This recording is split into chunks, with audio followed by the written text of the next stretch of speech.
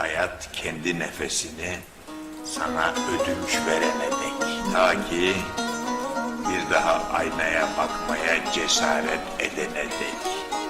Şimdi herkes sevdiğinin ona gelmesini bekliyor. Herkes mutluluğu kendi hakkı biliyor. Herkes onca acının sonunda karşılığını istiyor. Peki bu hikayede kim sonunda mutlu olmayı hak ediyor?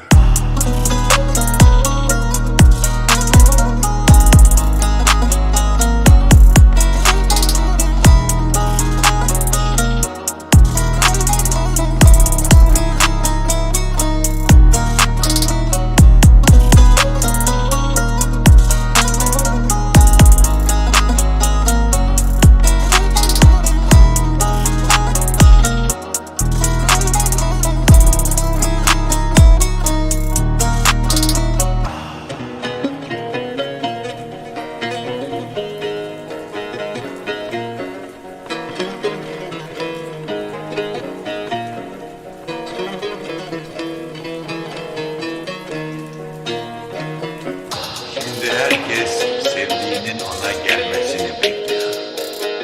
Herkes mutluluğu kendi hakkı biliyor. Peki bu hikayede